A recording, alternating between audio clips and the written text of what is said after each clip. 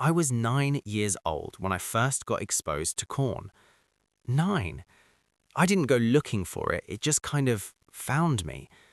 One click, one pop-up, and suddenly my brain got introduced to something it was way too young to process. And from that point on, I was hooked. Not because I was a bad kid or weak or anything like that, but because my brain, my literal 9-year-old brain, got hijacked by something it had zero defense against.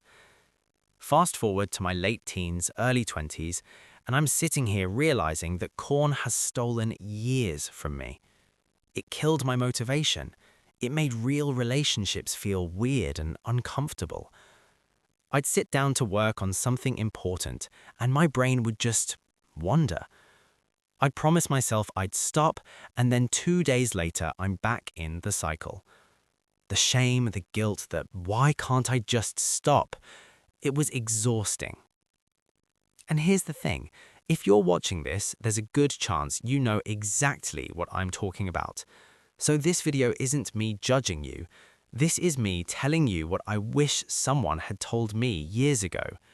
How corn actually rewires your brain, why it's so hard to quit, and the exact system that finally worked for me. Let's get into it.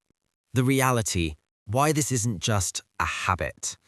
There's this massive study from 2016 published in JAMA Psychiatry that looked at brain scans of people who regularly consumed porn. What they found was wild. The more corn someone watched, the less gray matter they had in their prefrontal cortex. That's the part of your brain responsible for decision-making, willpower, and self-control. Basically, the thing you need to quit corn is the same thing that corn is actively shrinking. Dr. Gary Wilson, who wrote Your Brain on Porn, explains it like this. Corn gives you a dopamine hit that's way higher than anything natural. We're talking levels that your ancestors would have never experienced. Your brain wasn't built for this. So when you're clicking through tabs, getting hit with endless novelty, your brain thinks it's experiencing the best day of your life over and over again. But here's the scary part. Your brain adapts. It downregulates your dopamine receptors because it's getting flooded constantly.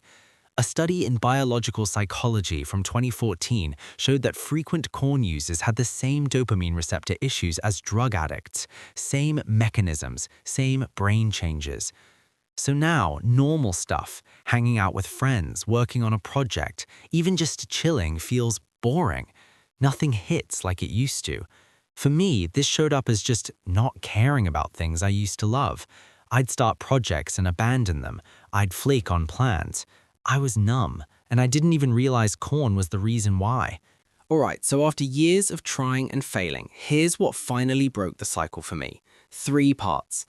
Part 1. The 5-minute redirect. When the urge hits, and trust me, it will, I stopped trying to fight it because fighting it just made it stronger, like trying not to think about a pink elephant. Instead, I'd tell myself, I can watch in 5 minutes if I still want to. But during those 5 minutes, I had to do something physical. Push-ups, go outside, splash cold water on my face, anything that changed my state. Dr. Anna Lemke from Stanford, who studies addiction, talks about how urges are like waves, they peak and then they crash. If you can just ride it out for a few minutes, most of the time it completely disappears. And if it didn't, I'd set another timer. I wasn't saying never, I was just saying not right now. That made it so much easier. Part 2. Destroy your triggers. I had to get real with myself about my triggers. For me, it was my phone in bed at night, being alone in my room with nothing to do, that weird restless feeling after a stressful day. So I changed my environment. I started charging my phone in another room, installed blockers on every device, and yeah, I'd sometimes try to get around them, but even that friction helped. I made it harder to access, because here's the truth, the easier it is, the more you'll do it. A study in the Journal of Behavioral Addictions found that environmental modification is one of the most effective intervention strategies for behavioral addictions. Basically, your environment matters more than your willpower. Part 3. Fill the void. This was the game changer. You can't just remove corn and leave empty space. Your brain will claw its way back to fill it. I had to replace the habit with something else that gave me dopamine, but healthy dopamine. I started going to the gym consistently, picked up learning music production, actually went outside and touched grass, as cringe as that sounds. But it worked. Those activities started giving me little hits of accomplishment and progress. And here's what nobody tells you. Once you start getting dopamine from real achievements, corn starts feeling less appealing, like genuinely boring in comparison. Your brain starts choosing the better option on its own. Reality check. What I wish I knew sooner. Real talk. I wasted so much time thinking I could just willpower my way out of this. I wish someone had told me earlier that this isn't a moral failing, it's neuroscience. Your brain got hacked by something that was literally designed to be addictive. If I could go back and tell my younger self anything, it'd be this.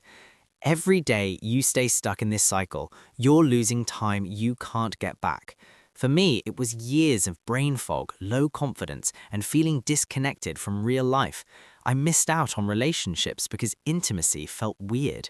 I sabotaged opportunities because I couldn't focus. But here's the good news.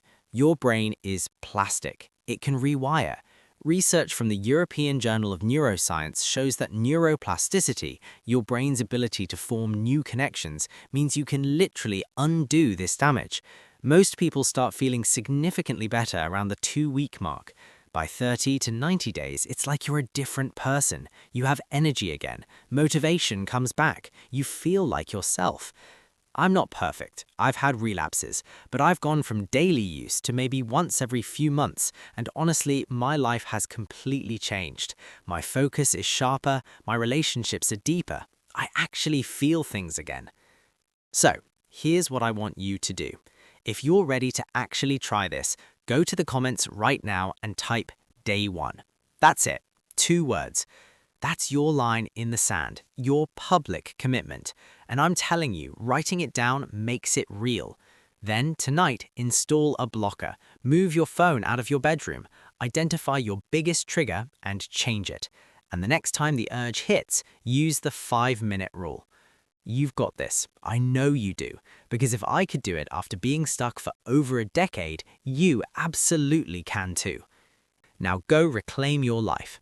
I'll see you in the next one.